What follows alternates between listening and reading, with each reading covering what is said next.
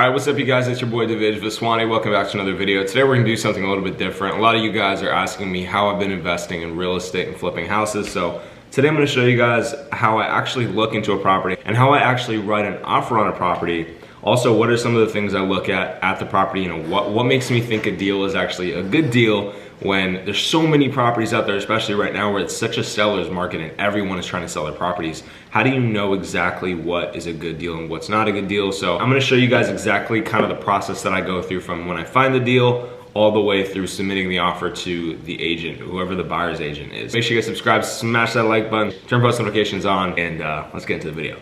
All right, so I'm gonna bring you guys into my laptop, all right? So okay guys, so we are now in my laptop. I'm gonna show you guys exactly the process that I go through when I'm looking at a new property to potentially flip. You have to go through the MLS, you have to go through Redfin, all the different platforms where properties are listed. You can look for pre-foreclosures, foreclosures, you know, probate sales, all that good stuff. So I already went through that process. I've been looking and looking and looking, and I finally found a property that I think is very interesting.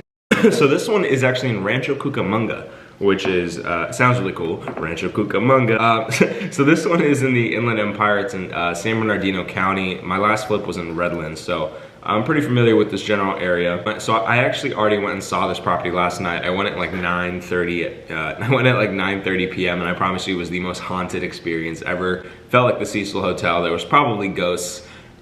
Yeah.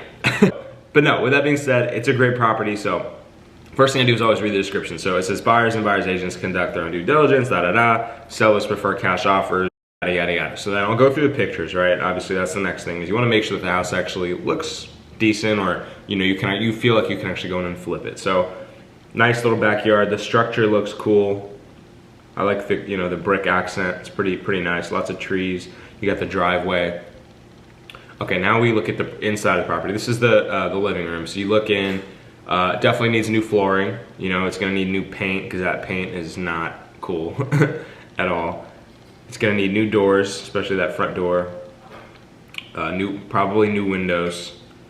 Kitchen's gonna need, you know, new granite countertops. The cabinets are actually not bad. I could probably get away with just standing them, or maybe even just leaving them the way they are. So we'll see about that. That window looks good. Probably just needs some new blinds. Now the thing here I noticed is you've got this garage area which has been converted into basically more living space. Not sure if that's permitted or not permitted, so I'm gonna have to do some research and go to the county, see if it's actually permitted or not. If not, you know, we can see if we can get it permitted, but it is kind of cool. You know, it's a bonus space. It's a bonus space that can be used as pretty much anything. It can be used as a den, as a, you know, family room, living room, however we want to kind of set it up. So definitely gonna need some work, but the kitchen, yeah, kitchen needs new flooring, again, new paint, full interior. Now we go into the laundry room. This is kind of that outdoor space. This is kind of that space I was referring to where it's kind of like this was the garage, but they converted it. So you've got a converted garage. Show what I'd do with that. You know, it definitely needs just new flooring. Really just new flooring, maybe some new doors is all that and some paint. Like that's really all I need. So this is the backyard. Kind of interesting. They got a hot tub. They got these two little sheds in the back. Probably where there's dead bodies.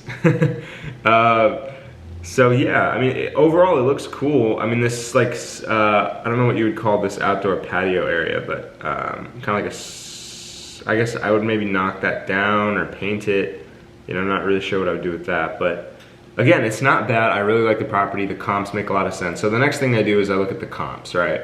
Now, you know, I went through the comps. Let's just go ahead and go through them again. Here I built out what's called a CMA, or comparative market analysis.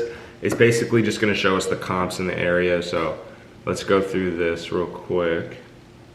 Now, it's important to know what you think the property is gonna sell for in the future, right? So you wanna kind of look at what properties have been selling for. Obviously right now prices are very much inflated, but you know, I think I can get in and get out of this property pretty quickly, and I think I can take advantage of kind of the market the way it is. So these are some of the comps. You know, you wanna make sure your comps are within kind of a mile radius from the property. This property in particular is 3 beds, 1 bath, about 1151 square feet.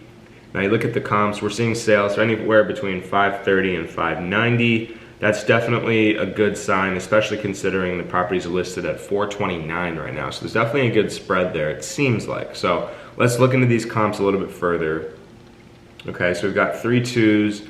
These are all 3.2s. Our property's a 3, 1.5. So you definitely have to consider that. You've also got, let's see here. Let's see, so the average kind of price per square foot is $478, but we have to look at what kind of conditions these properties have been in. One of these properties in this area has pulled, was in March of 2021, $543 a square foot. So let's go ahead and go through this. Let's go ahead and go through the listings and see what we find. So Candlewood was on the market for 3 days. That's great, super quick turnaround, built in 1964. Our property was built in, I believe, 1962. 1964, okay. So this one sold for $513 a square foot. Oh, this one's actually 3, 1.5 as well, which is great. Let's see what you got here. Let's look at the picture. So this house does look nice. Looks like it's got new flooring. You know, it looks pretty nice. Looks like it's been remodeled. So this is kind of like a really good comp because this is a 3, 1.5 built in the same year, literally the same square footage, sold in 3 days. They pulled $513 a square foot. It's got an 8,100 square foot lot. Our lot size is 7,280, so just about the same. They listed it in April. It sold again in 3 days. Sorry. All right, you guys, so now that we've done our research, we've looked at the property, I've gone and seen the property, I've looked at the comps. I feel pretty confident about this deal. So we're now actually gonna make an offer, and I'm gonna show you guys how I do that. So there's a couple documents that you have to include when you're submitting an offer. The first is the residential purchase agreement, coronavirus addendum form, the coronavirus property entry and advisory form, and the representative capacity signature disclosure form. And that form is if you're signing on behalf of an LLC, then you have to include that as well. So first we're gonna knock at the RPA, which is kind of the more complex document. So, okay, now this is kind of the main form on the purchase agreement. So you have to put the date, who the buyer is, obviously the city, and the county. This is San Bernardino County. Now the APN is the assessor's parcel number, which you can also get on the MLS. You just go ahead and copy paste that into there. Now, in terms of the dollar value, so we have to figure out what we're offering, right? So I'm thinking on this deal, we're gonna exit somewhere around $590,000. And that's just based on another comp that's also the same size, the same square footage, pretty much so identical, and it also sold for $590,000.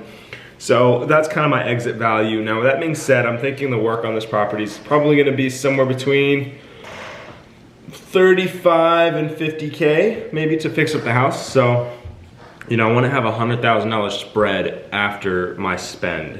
So if we're buying the property at $450 and I put in,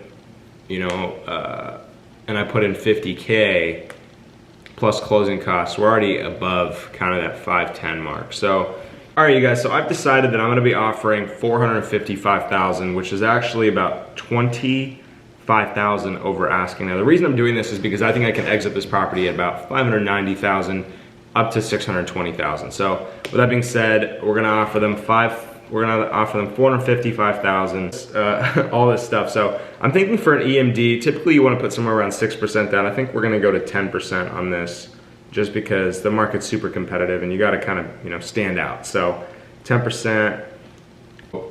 Typically so basically what we're doing here is we're writing out all kind of the terms of the deal. So what are the allocation of the costs, right? So we're gonna be paying the NHD, the termite report, the compliance, the escrow fees are gonna be paid between, each, the seller and the buyer. We've got the owner's insurance policy. We're gonna pay for this as well, just to, make this a little more of a competitive offer. So now we're actually almost done with the RPA. This part is basically saying how long the seller has to deliver any disclosures, reports as it relates to the property. So since we're doing an 8-day close, we want to have those reports as soon as possible. So we're going to give them 2 days to give us all the reports. We are going to remove all contingencies, which basically means that, by removing all the contingencies, you're definitely putting yourself at risk of losing your EMD, but that's only if you decide to back out of the deal. So what we're gonna do is, in the first 3 days, as soon as they accept our offer, we're gonna go in, bring our contractors, bring our teams, do the foundation repair, and do the foundation inspection, have everything done, all of our investigations done within the first few days. And by day 3, if we don't feel comfortable moving forward, we won't put our EMD into escrow. Therefore, the escrow is canceled and we're not at risk of losing the EMD. However, if we do put our EMD in and then we find something out and we decide to back out, we could lose that 10% EMD that we're putting down. So just keep that in mind when you're removing all contingencies on an offer. You have to have that kind of at the back of your mind, because it's definitely important. No one wants to lose 10% of their money, or 40, in this case, no one wants to lose $45,000 for nothing. So pretty much almost done with the offer, guys. So now we're just gonna go through. This is basically saying that they have until May 31st at 5 p.m. to actually respond to our offer. And other than that, guys, we're pretty much done writing this offer out. Again, not that complicated, pretty standard process. And that's how you write an offer on a property. So now we're gonna provide proof of funds. We're gonna fill out the other ancillary forms, send them over to the buyer's agent, and hopefully we get the deal. I really like this one, so I'm really looking forward to potentially working on it. If we don't get it, there's more deals that are coming up every day, so you can always find something. But again, I really like this deal, so fingers crossed. I really do want to get it. But yeah, guys, if you guys have any questions on how to write an offer, please hit me up. Let me know how I can help you. Definitely not an easy process, but I've done it so many times where I kind of understand what I need to do. So that's it for this video, guys. Thank you guys so much for tuning in. Make sure you guys subscribe, smash that like button, turn post notifications on. Stay tuned for the Divij podcast. We got Bryce Hirschberg coming on. Amazing guy who's a reality star on Too Hot to Handle, movie director, all that good stuff. And yeah, it should be cool. So I'll see you guys in the next video. Thank you guys so much for tuning in, and catch you guys soon. Peace.